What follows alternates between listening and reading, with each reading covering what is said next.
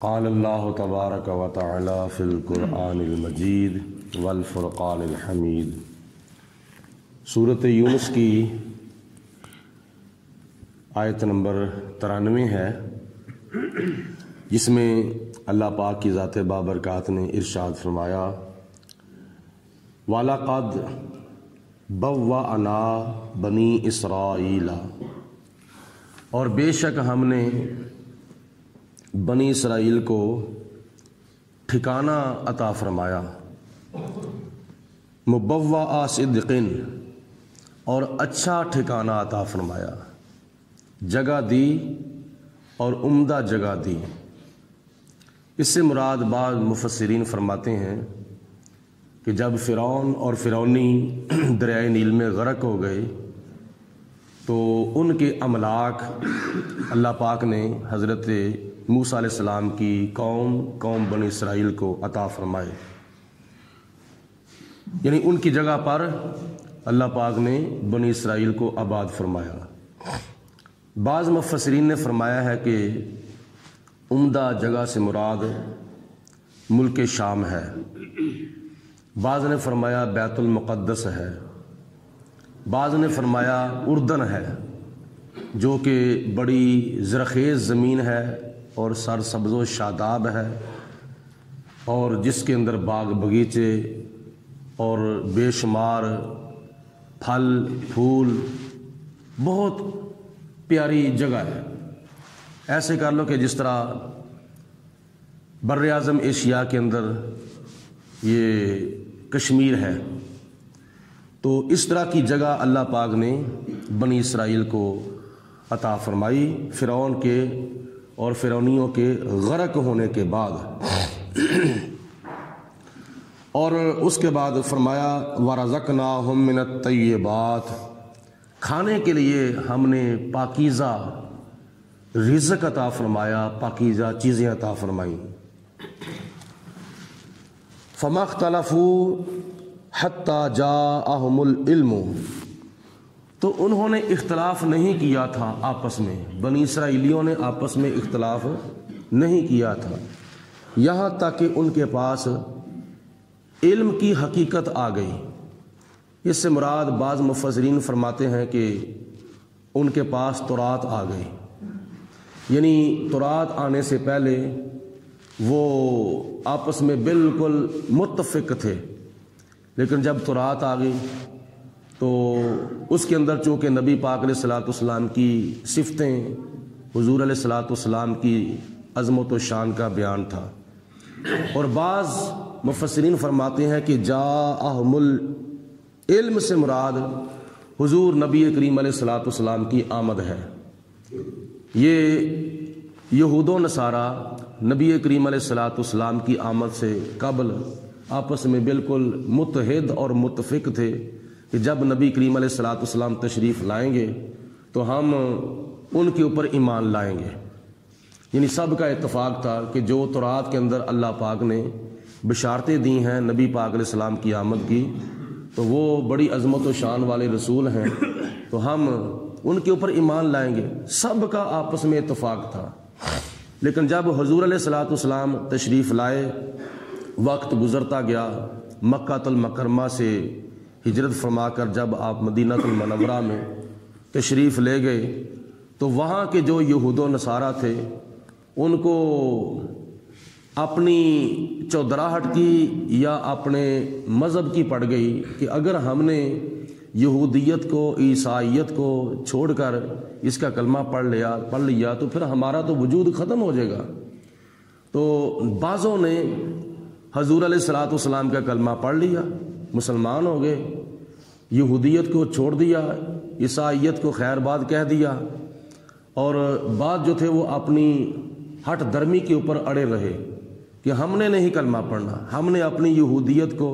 اور عیسائیت کو نہیں چھوڑنا۔ تو جتنی دیر تک نبی پاک علیہ السلام تشریف نہیں لائے تھے اتنی دیر تک وہ آپس میں متفق تھے، متحد تھے کہ ہم حضور علیہ الصلوۃ والسلام کی آمد کے بعد حضور کا کلمہ پڑھ لیں گے۔ لیکن جب حضور تشریف لے آئے تو پھر انہوں نے آپس میں اختلاف کیا، بعضوں نے کہا کہ یہ اللہ کے سچے نبی ہیں، اور بعضوں نے کہا کہ یہ اللہ کے سچے نبی نہیں بلکہ یہ ایک خود بخود انہوں نے اعلان نبوت کر لیا ہے۔ اور ان کے پادریوں کو اگر کوئی عام یہودی عیسائی کہتا تھا کہ وہ جو نبی تشریف لانے والے ہیں ان کی کیا نشانیاں ہیں، تو وہ جو یہودیوں کے پادری ہوتے تھے وہ دجال کی نشانیاں بتاتے تھے، دجال کی علامتیں بتاتے تھے، تاکہ جب حضور علیہ الصلوۃ والسلام تشریف لائیں تو یہ ان کو پہچان نہ سکے۔ تو اس وجہ سے انہوں نے آپس میں پھر اختلاف کیا۔ ان ربک یقضی بینہم، اے میرے حبیب علیہ الصلوۃ والسلام بے شک آپ کا رب جو ہے وہ ان کا فیصلہ کرے گا۔ کب کرے گا؟ یوم القیامت، قیامت کے دن۔ ان یہود و نصارہ کا فیصلہ اللہ پاک قیامت کے دن کرے گا کہ کون ان میں جھوٹا تھا اور کون ان میں سچا تھا۔ فی ما کانوا فیہ یختلفون، اس بات کے معاملے میں جس بات کے معاملے کے اندر یہ اختلاف کرتے ہیں۔ فَإِن كُنْتَ فِي شَكٍ، اے قرآن پاک سننے والے، اے قرآن پاک پڑھنے والے، اے مخاطب، اگر تجھے شک ہے مما انزلنا الیک، اس کلام میں جو ہم نے نازل کیا ہے تمہاری طرف، یعنی نبی پاک علیہ الصلوۃ والسلام کے ذریعے سے یہ جو کلام تمہارے تک پہنچا ہے، یہ جو دین تمہارے تک پہنچا ہے، یہ جو شریعت تمہارے تک پہنچی ہے، اس میں اگر تمہیں اختلاف ہے تو پھر کیا کر، فاسأل الذین، تو سوال کر ان لوگوں سے، یقرؤون الکتاب من قبلک، ان لوگوں سے سوال کر جو تم سے پہلے کتاب کو پڑھا کرتے تھے، تو ان سے سوال کر کے دیکھ لو۔ لقد جاءک الحق من ربک، تو بے شک یہ تمہارے رب کی طرف سے حق آیا ہے، سچ آیا ہے۔ فلا تکونن من الممترین، تو تم شک کرنے والوں میں سے نہ ہو جاؤ، تم شکوک و شبہات کرنے والوں میں سے نہ ہو جاؤ۔ ولا تکونن من الذین، اور نہ ہی ان لوگوں میں سے ہو جاؤ کذبوا بآیاتنا، جنہوں نے اللہ تعالیٰ کی آیتوں کی تکذیب کی، جنہوں نے خدا تعالیٰ کی آیتوں کو جھوٹا سمجھا، جنہوں نے خدا تعالیٰ کی آیتوں کو جھٹلایا، ان لوگوں میں سے نہ ہو جاؤ، بلکہ ان لوگوں میں سے ہو جاؤ کہ جنہوں نے اللہ تعالیٰ کی آیتوں کا اقرار کیا ہے۔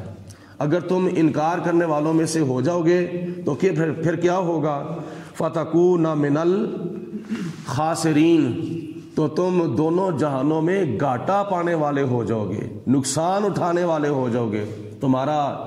ایمان جو ہے وہ ضائع ہو جائے گا۔ جب ایمان ضائع ہو گیا مرنے سے پہلے تو قبر کے اندر بھی بیڑا غرق ہو جائے گا اور آخرت کے اندر بھی بیڑا غرق ہو جائے گا۔